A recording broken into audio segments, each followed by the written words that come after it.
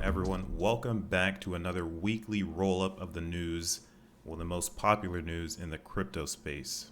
First things first, I'm going to start off with our Bitcoin exchange reserves chart.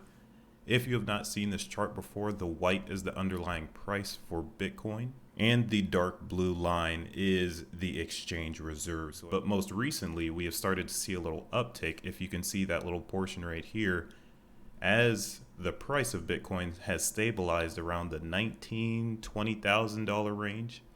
So now we're starting to see a spike up in exchange reserves. And what that means is more coins, more Bitcoin is coming onto exchanges, which can be perceived as extra selling pressure. So will we see this support line right here break? Not necessarily. So as you can see back here, the last time we had a serious spike up in exchange flows of Bitcoin coming onto exchanges, we also had a price rise, and this was July of 2021. If you can see the little info tag box over there. So while the inflow of Bitcoin can be a negative connotation, it does not always mean the same thing. Like I always say, this is a lagging indicator, but I use it just to barely gauge the trend of the market and see what people are doing with their coins. Now, in today's news, we have a couple hot topics, especially with the unlikelihood of Celsius finally filing for bankruptcy after maybe a month or so of halting withdrawals of their customers, giving a full disclosure of how much they still have in the bank, how much they still owe to creditors, and how much they are still in the hole. So with that being said, happy Sunday, everyone. It is Sunday afternoon for me. Very beautiful day. Let's get into the news. So for all who have been tracking the Celsius mishap, Celsius has filed for bankruptcy. They've halted withdrawals in customers' funds about approximately a month ago and have been very under the radar ever since, leaving their customers who are affected to really speculate on what's actually going on. And now that they filed for bankruptcy, they have to be more transparent, obviously, because there's going to be court cases, there's going to be lawsuits filed, and things of that nature. So it's finally good to see what's actually going on. And in this article, you can get a couple of updates here. So as you can see on the first line, Celsius was only able to pull 40 million from the liquidated and also bankrupt Three Arrows Capital. So with Three Arrows Capital going down, it did not help Celsius's case one bit. And as we continue to read this article, Celsius has 5.5 billion in liabilities and 4.3 billion in assets. So what that basically says is, from what they have right now, if they were to allow everyone, even the creditors, to pull their funds out of Celsius, there is still a $1.2 billion shortfall. And that's basically getting chalked up to malpractice and mismanagement of funds. Where did that 1.2 billion go? Now that's basically the meat and potatoes of this article. Another thing that I want to show right here is this is basically a breakdown of their liabilities as of July 13th, 2022. And this was released upon their filing for Chapter 11 bankruptcy. Now I tried to look into how the Chapter 11 bankruptcy is going to play out, and looking at how other companies have fared in the past, registering bankrupt. And this will basically allow Celsius to stay open and manage their money in a way they can somehow pay off their loans. And usually in the end, the company will just get liquidated whether they pay their customers' funds off or not, because the Chapter 11 is basically a restructuring to pay off their dues to their creditors, to their users. And another thing that I wanted to point out, they're accounting for 600 million in assets of their Cell token. And one thing that caught my eye is all of the people trying to do short squeezes on Cell. So I am not sure why they're accounting for the Cell token of that much, which it's highly inaccurate. You have people trading this thing every day, and ever since the lawsuit, you have a lot of people trying to short squeeze it. So it looks like they're just trying to accumulate as much on paper value as they can to make themselves look closer to that shortfall that they have of 1.2 billion, as you can see here at the bottom. And next, despite the price slump, New York Yankees players, staff, now able to convert salary into Bitcoin. This adoption method has been tried plenty of times before, and not to say that it's not successful, it's just the fact that it's a way for deep pocketed professional athletes to really accumulate Bitcoin and any other crypto assets they desire.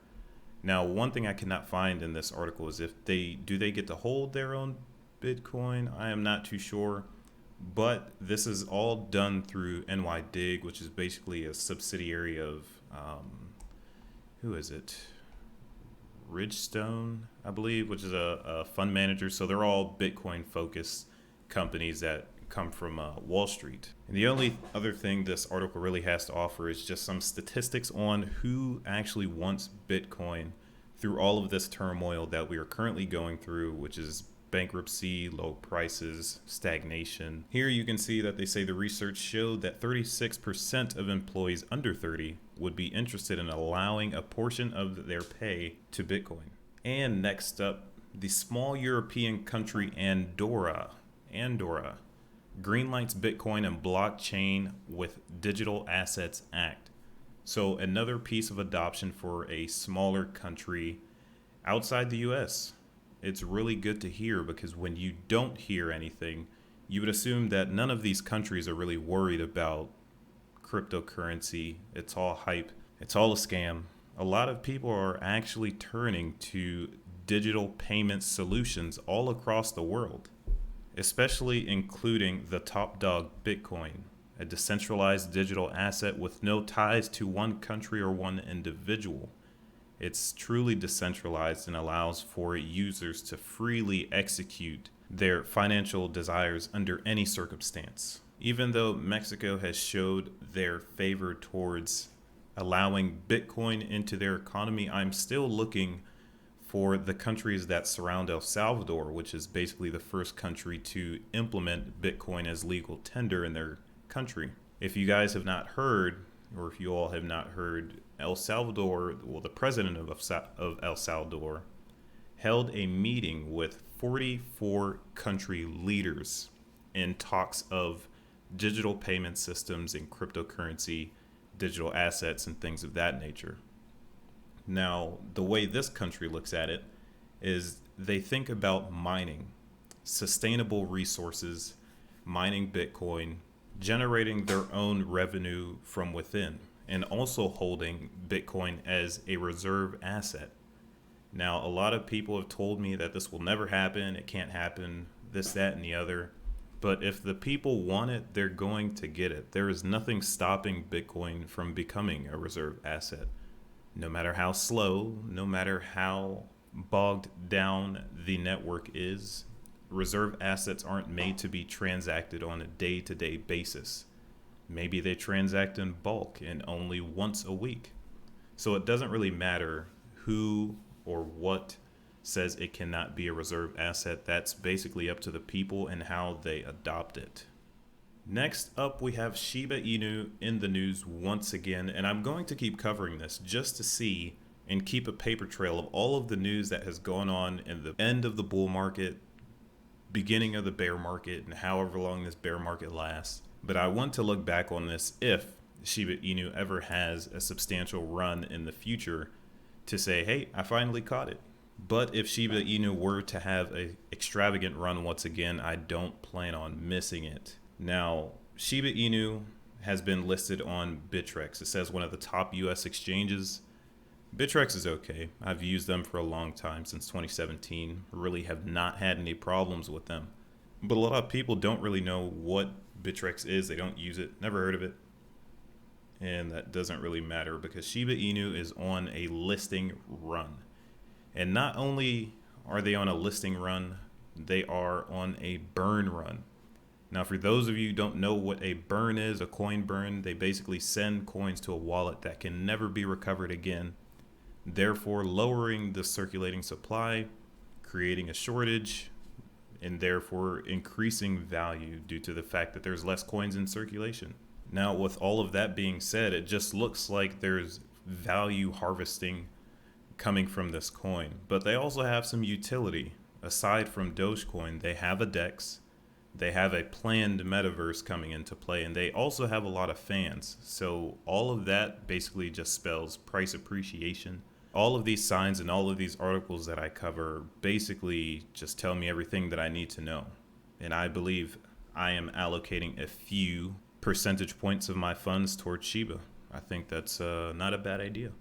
And in obvious news, 50 fintech leaders predict Cardano trading above 60 cents by the end of 2022. This is basically just an attention grabber. I really didn't want to go into depth in this article, but for those who know Cardano, it is the silent killer. Even though their updates take a while to get done, I can appreciate the fact that they actually are upgrading. They're updating, including more developers into their projects, getting more projects and coins built onto their blockchain, and so on and so on. Cardano is really becoming what Ethereum wanted to be in the beginning. And as Cardano adds more developers, adds more people, and adds native assets on its blockchain, it's only going to speed up the adoption of Cardano. And down here, they have some price points that they say is going to reach, Cardano is going to reach by 2020, which is $6.54. At some point, yes, I do believe Cardano could hit $6. I believe it could hit $10. When is it going to do that? No one knows. So articles like these really hold no bearing. I just wanted to bring it up that Cardano in itself, without this article, is a force to be reckoned with, and they will be successful in the future. So this is another one I definitely believe allocating, well, a proportionally moderate size of my capital to hold in my portfolio. And that will do it for this one, ladies and gentlemen. Thank you for listening. Thank you for watching. This is basically all I have seen this week. Besides Celsius finally filing for bankruptcy and giving us more clarity on what's going on, I believe they're just going to wait out the storm. As you guys know, they still have money on their balance sheet, but with the prices being this low, it's not really helping them that much. So I believe with the Chapter 11 bankruptcy, they're going to wait it out. Maybe we go into the bull market, they have a substantially more amount of liquidity on their books, and they can finally release all of those funds and be able to pay everyone, basically just liquidating themselves into non-existence. While that is the more optimistic view, I say it's about a 50-50% chance of that actually happening, being paid out full compared to Voyager, who filed for bankruptcy as well. They're pretty straightforward with their customers, and Celsius has been straightforward as well.